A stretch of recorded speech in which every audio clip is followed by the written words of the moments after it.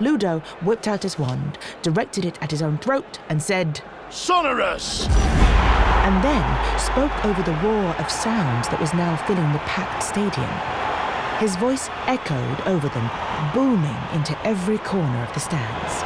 Ladies and gentlemen, welcome to the final of the 422nd Quidditch World Cup!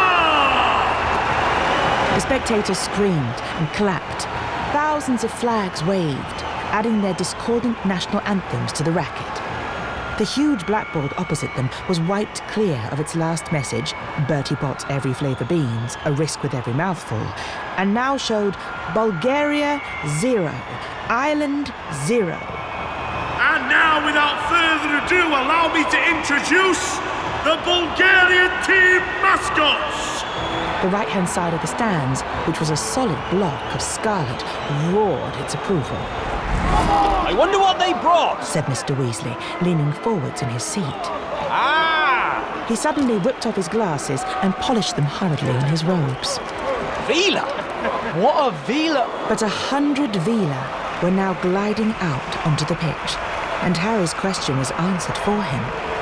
Vila were women. The most beautiful women Harry had ever seen. Except that they couldn't be human. This puzzled Harry for a moment. While he tried to guess what exactly they could be, what could make their skin shine moon bright like that, or their white gold hair fan out behind them without wind? But then the music started, and Harry stopped worrying about them not being human. In fact, he stopped worrying about anything at all. The Vila had started to dance, and Harry's mind had gone completely and blissfully blank. All that mattered in the world was that he kept watching the Vila, because if they stopped dancing, terrible things would happen. And as the Vila danced faster and faster, wild, half-formed thoughts started chasing through Harry's dazed mind. He wanted to do something very impressive, right now. Jumping from the box into the stadium seemed a good idea, but would it be good enough? Harry, what are you doing? Said Hermione's voice from a long way off. The music stopped. Harry blinked. He was standing up, and one of his legs was resting on the wall of the box. Next to him, Ron was frozen in an attitude that looked as though he was about to dive from a springboard. Angry yells were filling the stadium. The crowd didn't want the Vila to go. Harry was with them.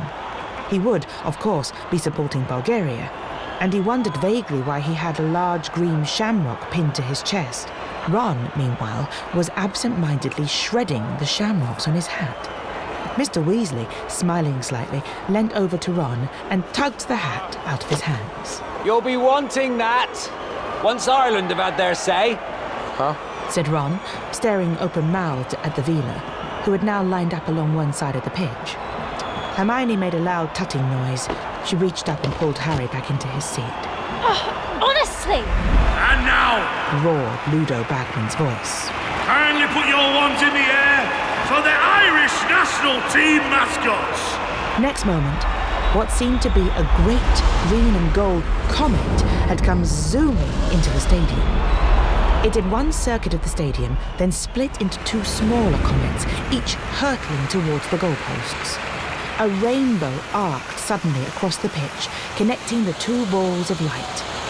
The crowd oohed and ahed as though at a firework display. Now the rainbow faded and the balls of light reunited and merged. They had formed a great shimmering shamrock, which rose up into the sky and began to soar over the stands. Something like golden rain seemed to be falling from it. Excellent! Yelled Ron as the shamrock soared over their heads and heavy gold coins rained from it, bouncing off their heads and seats. Squinting up at the shamrock, Harry realised that it was actually composed of thousands of tiny little bearded men with red waistcoats, each carrying a minute lamp of gold or green. Leprechauns! Said Mr. Weasley, over the tumultuous applause of the crowd, many of whom were still fighting and rummaging around under their chairs to retrieve the gold.